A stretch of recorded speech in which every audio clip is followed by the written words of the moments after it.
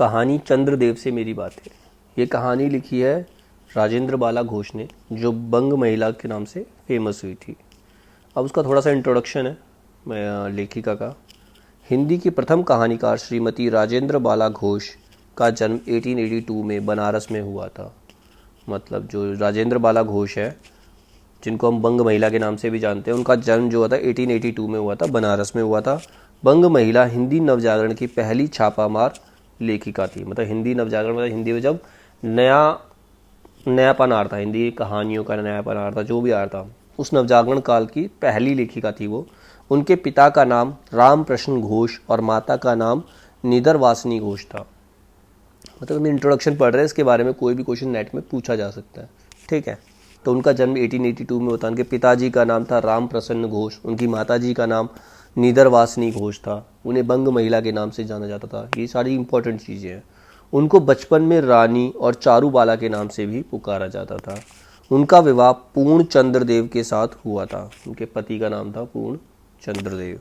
सन 1904 से 1917 तक उनकी रचनाएं विभिन्न प्रतिष्ठित पत्रिकाओं में प्रकाशित होती रही। मतलब 1904 से लेकर 1917 तक उनकी बहुत सारी रचनाएं अलग अलग पत्रिका कहते हैं मैगजीन्स होती हैं, उनके अंदर छपती रही। अपने 2 बच्चों की असमय मृत्यु, उनके 2 बच्चे थे जिनकी मृत्यु हो गई थी और पति के निधन से वे टूट गई थी। मतलब उनके पति की भी मृत्यु हो गई थी, उनके 2 बच्चों की मृत्यु हो गई। इन दोनों सदमों के कारण वे मौन हो गई और लेखनी को भी विराम दिया। मतलब इतना गहरा सदमा लिखा कि उन्होंने लिखना भी छोड़ दिया, ठीक है। अब इन्होंने कुछ कहानियां भी लिखी हैं, जैसे चंद्रदेव से मेरी बातें 1904 में लिखी गई, कुंभ में छोटी बहू 1906 में, दुलाई वाली 1907 में। ये सब सरस्वती पत्रिका में प्रकाशित हुई। सरस्वती पत्रिका जो महावीर प्रसाद द्विवेदी जी ने शुरू की थी। भाई बहन 1908 में, बाल प्रभाकर पत्रिका में प्रकाशित हुई। डालिया 1909 में, हृदय परीक्षा 1915 में सरस्वती पत्रिका में प्रकाशित हुई। तो ये इनकी कुछ कहानियां हैं और उनकी ज़्यादातर कहानियां जो है वो सरस्वती पत्रिका में ही प्रकाशित हुई है। उनकी एक कहानी जो थी भाई बहन, वो बाल प्रभाकर पत्रिका में प्रकाशित हुई थी। तो ये इंपॉर्टेंट पॉइंट्स हैं इसके, ठीक है, इनकी लेखिका के बारे में। अब इस कहानी के बारे में पढ़ते, कहानी क्या है। इस कहानी में 2 मुख्य पात्र हैं, भगवान चंद्रदेव और स्वयं लेखिका, जो बंग महिला के नाम से जानी जाती है। अब कहानी शुरू होती है। भगवान चंद्रदेव, आपके कमलवत कोमल चरणों में इस दासी का अनेक बार प्रणाम। मतलब यहाँ पर लेखिका चंद्रदेव से बातें करना शुरू करती है, उनके चरणों में प्रणाम करती है। आज मैं आपसे 2-4 बातें करने की इच्छा रखती हूँ। वो चंद्रदेव से कहती है उन्हें कुछ 2-4 बातें उनसे करनी है। देखो, सुनी अनसुनी सी मत कर जाना, मतलब सुनकर अनसुना मत करना। आपने अपने बड़प्पन की ओर ध्यान देना।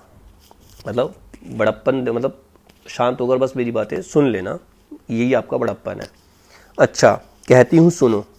मैं सुनती हूँ कि आप इस आकाश मंडल के में चिरकाल से वास करते हैं। मैंने सुना है कि आप बहुत लंबे समय से इस आकाश मंडल में रहते हैं।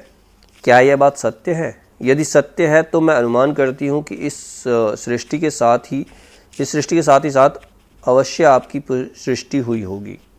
और अगर ये बात सच है तो जैसे ही ये संसार का जन्म हुआ था वैसे ही आपकी भी सृष्टि हुई होगी, आपका भी निर्माण हुआ होगा। तब तो आप ढेर दिन के पुराने बूढ़े कहे जा सकते हैं। तो हम कह सकते हैं कि आप काफ़ी बूढ़े हैं, बहुत पुराने, क्योंकि जब सृष्टि का निर्माण हुआ था तभी आपका निर्माण हुआ होगा। यह क्यों? क्या आपके डिपार्टमेंट में ट्रांसफ़र होने का नियम नहीं है? मतलब आप इतने बूढ़े हो गए, क्या आपके डिपार्टमेंट में कोई ट्रांसफ़र नहीं होता? क्या आपकी गवर्नमेंट पेंशन भी नहीं देती? आपकी गवर्नमेंट जो है क्या पेंशन नहीं देती? बड़े खेद की बात है, बड़े दुख की बात है। यदि आप हमारी न्यायशील गवर्नमेंट के किसी विभाग में सर्विस करते होते, अब तक आपकी बहुत कुछ पदोन्नति हो गई होती, आपका बहुत प्रमोशन हो जाता और ऐसी पोस्ट पर रहकर भारत के कितने ही सुरमय नगर, पर्वत, जंगल और झाड़ियों में भ्रमण करते हैं। अंत में इस वृद्ध अवस्था में पेंशन प्राप्त कर काशी जैसे पुनीत और शांति धाम में बैठकर हरि नाम स्मरण करके अपना परलोक बनाते हैं। मतलब आप पृथ्वी पर होते तो आपका प्रमोशन हो गया होता और इस समय तो आपको रिटायरमेंट भी हो जाती और आपको पेंशन मिलती और आप जाकर भगवान का नाम याद करते। यह हमारी बड़ी भारी भूल हुई भगवान चंद्रदेव, क्षमा कीजिए। आप तो अमर है, आपको मृत्यु कहाँ, आप तो मर नहीं सकते। तब परलोक बनाना कैसा? अगर आपको मरना ही नहीं तो परलोक बनाने का मतलब ही नहीं बनता। वो हो देवता भी अपने जाति के कैसे पक्षपाती होते हैं, देवता भी पक्षपात करते हैं। देखो ना, चंद्रदेव को अमृत देकर उन्हें अमर कर दिया। तब यदि मनुष्य होकर अंग्रेज अपनी जाति वालों का पक्षपात करे तो आश्चर्य ही क्या है। तो अंग्रेजों ने पक्षपात किया, तो यहाँ तो भगवान ने ही पक्षपात किया, खुद तो अमर हो गए अमृत पीकर। तो जब अंग्रेजों ने पक्षपात किया तो उसमें क्या आश्चर्य? अच्छा, यदि आपको अंग्रेज जाति की सेवा करना स्वीकार हो, एक एप्लीकेशन हमारे आधुनिक भारत प्रभु लॉर्ड कर्जन के पास भेज देवे। अगर आप अंग्रेजी जाति की सेवा करना चाहते हैं तो अपनी एक एप्लीकेशन जो भारत के जो भगवान हैं लॉर्ड कर्जन, उनके पास भेज दो।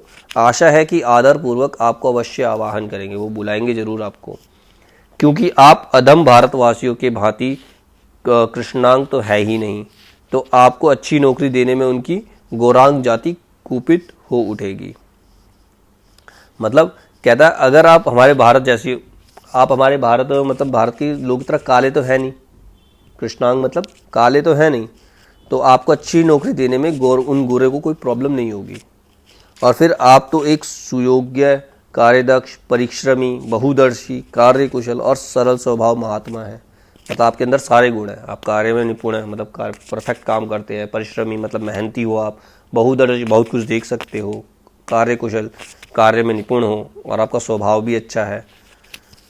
मैं विश्वास करती हूँ कि जब लॉर्ड कर्जन हमारे भारत के स्थायी भाग्य विधाता बनकर आएंगे, मतलब जब हमारे भारत के स्थायी भाग्य विधाता बन जाएंगे, मतलब भारत के भगवान ही बन जाएंगे, तब आपको किसी कमीशन का मेंबर नहीं तो किसी मिशन में भर्ती करके वे अवश्य ही भेज देंगे।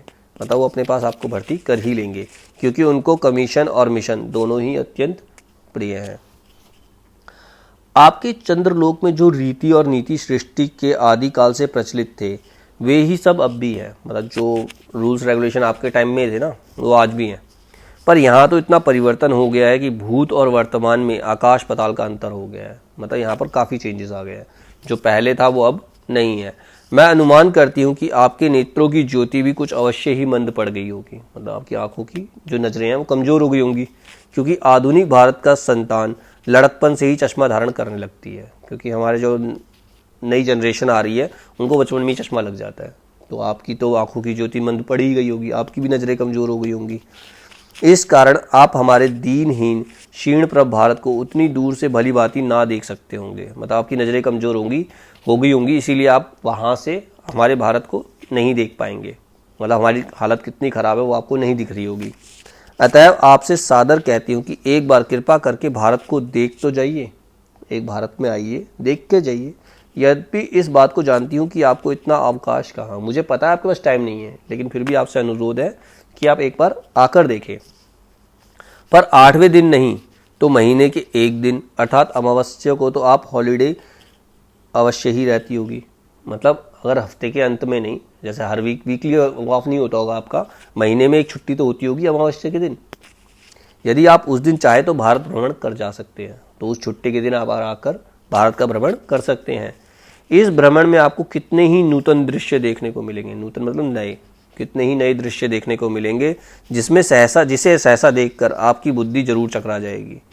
आपको ऐसे ऐसे सीन देखने को मिलेंगे कि आप चकरा जाओगे। यदि आपसे सारे हिंदुस्तान का भ्रमण शीघ्रता के कारण ना हो सके तो केवल राजधानी कलकत्ता को देख लेना अवश्य ही उचित है। चलो एक दिन में आप पूरे भारत को नहीं घूम सकते, तो राजधानी कलकत्ता में आकर कलकत्ता ही घूम जाओ बस। वहाँ के कल कारखानों को देखकर आपको यह अवश्य ही कहना पड़ेगा कि यहाँ के कारीगर तो विश्वकर्मा के भी लड़क दादा निकले। मतलब यहाँ के जो कारखानों में जो काम करते हैं मजदूर, तो उसको देखकर आपको पता चलेगा कि ये जो है विश्वकर्मा से भी तेज है।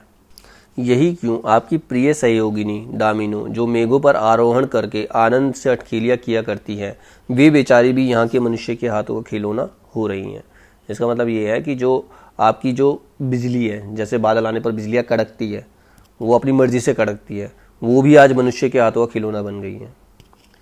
भगवान निशानाथ, जिस समय आप अपनी निर्मल चंद्रिका को बटोर मेघमाला अथवा पर्वतों की ओट से सिंधु की गोद में जा सकते हैं, उस समय यदि नीरद वासिनी, विश्व मोहिनी, सौदामिनी अपनी उज्जवल मूर्ति से आलोक प्रदान कर रात को दिन बना देती हैं, आपके देवलोक में जितने भी देवता हैं उनके वाहन भी उतने हैं। किसी का गज मतलब हाथी, किसी का हंस, किसी का बैल, किसी का चूहा, मतलब ये सब उनके वाहन हैं। पर यहाँ तो सारा बोझ आपकी चपला और अग्निदेव के माथे मढ़ा गया है। मतलब यहाँ पर सारा बोझ जो है चपला और अग्निदेव के माथे पे हो गया। क्या ब्राह्मण, क्या क्षत्रिय, क्या वैश्य, क्या शूद्र, क्या चंडाल, सभी के रथों का वाहन वही हो रही है। ठीक है। हमारे श्वेतांग महाप्रभु गण को जहां पर कुछ कठिनाई का सामना आ पड़ा, झट इन्होंने इलेक्ट्रिसिटी को लापटका।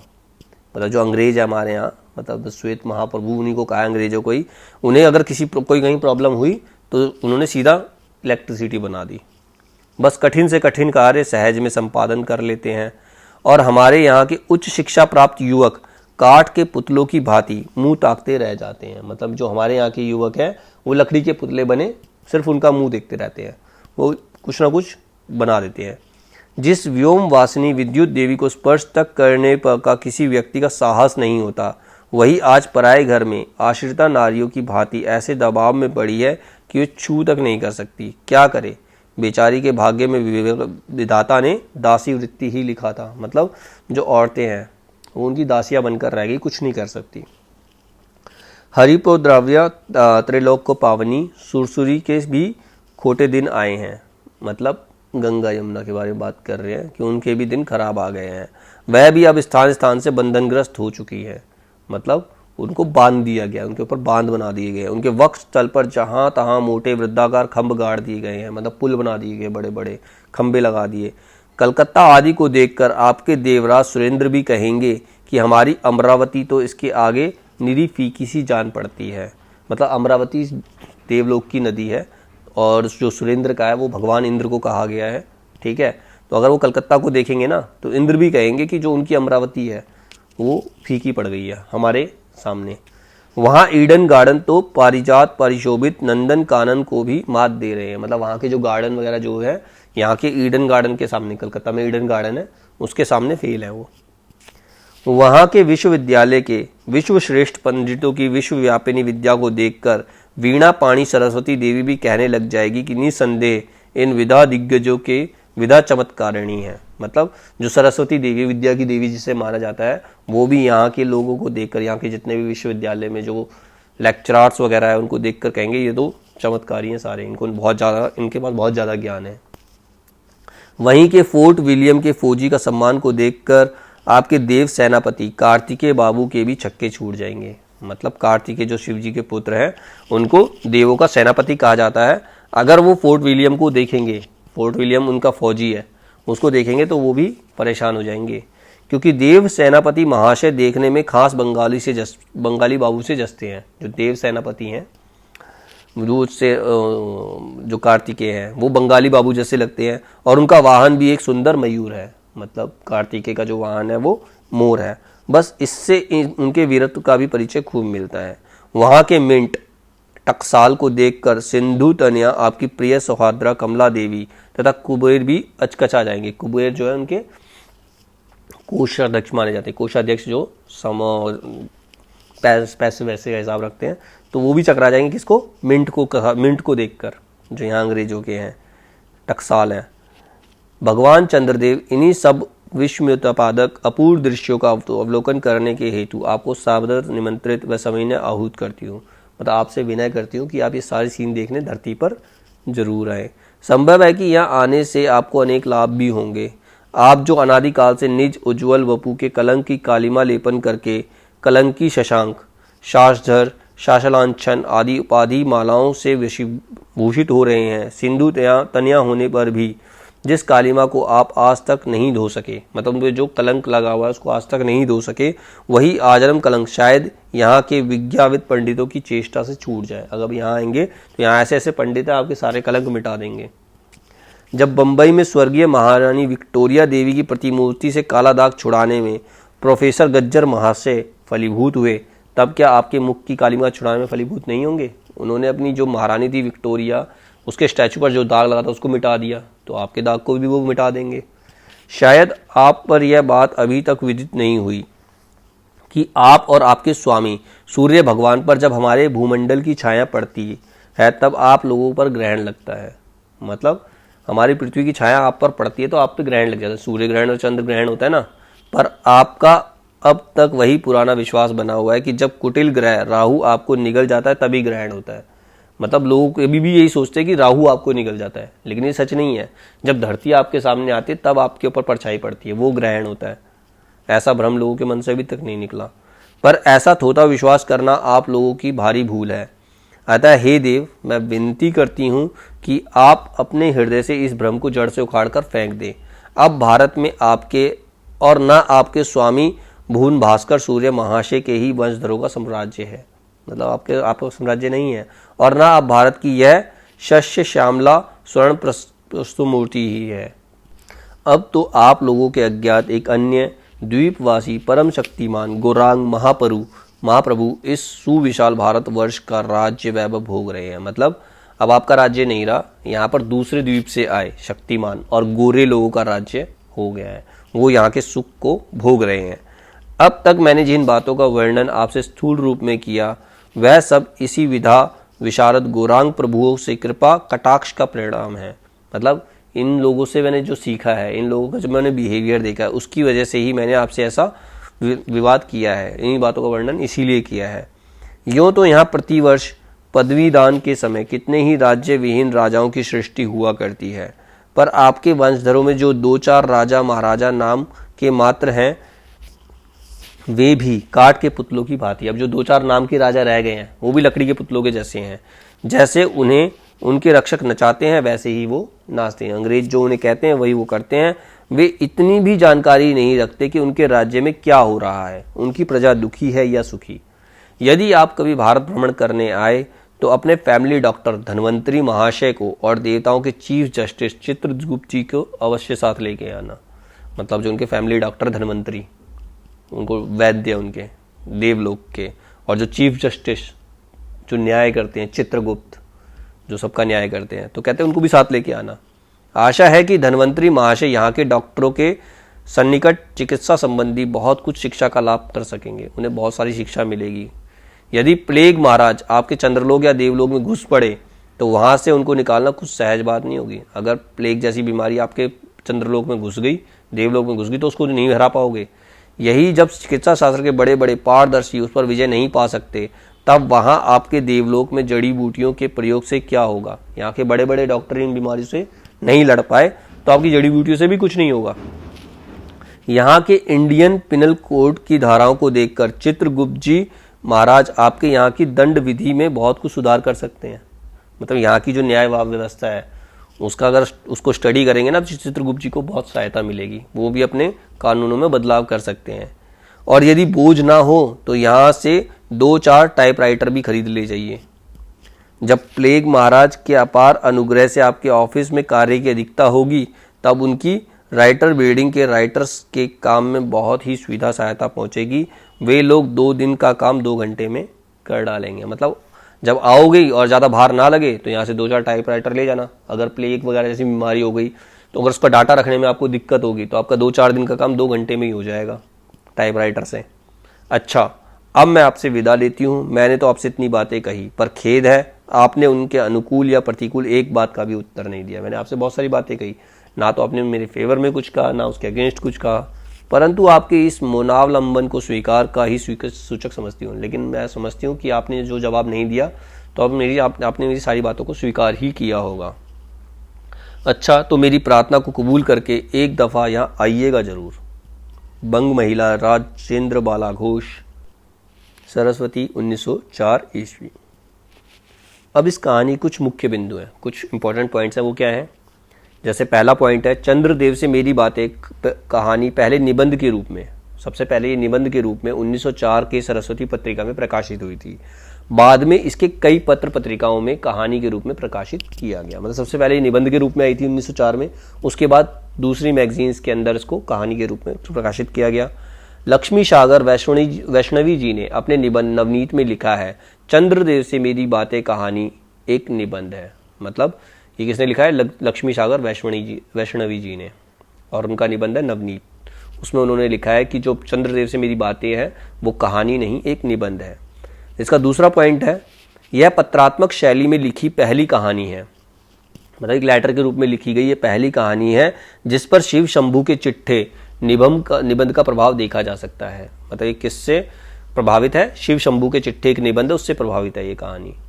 तीसरा, बंग महिला ने इस कहानी में अर्थनीति और राजनीति को केंद्र में रखकर तत्कालीन वायसराय लॉर्ड कर्जन और उनकी व्यवस्था पर व्यंग किया है। मतलब वो चंद्रदेव को ताना दे रही कि हमारे यहाँ ऐसा हो रहा है। उसने एक व्यंग किया है किसके ऊपर? लॉर्ड कर्जन के ऊपर, जो यहाँ के वायसराय बने हुए हैं। नेक्स्ट पॉइंट, पदोन्नति के लिए सिफारिश और चाटुकारिता का वर्णन किया गया है। मतलब उसने कहा है कि प्रमोशन पाने के लिए किस प्रकार चाटुकारिता चलती है। तो उसने चंद्रदेव से कहा था अगर आप यहाँ होते तो आपका भी प्रमोशन हो गया होता। इससे तत्कालीन समय में सामाजिक, राजनीतिक और आर्थिक समस्याओं का चित्रण है। मतलब इस पत्र के जरिए उन्होंने ये बताने की कोशिश की है कि भारत में किस प्रकार से सामाजिक, राजनीतिक और आर्थिक समस्याएं विद्यमान है।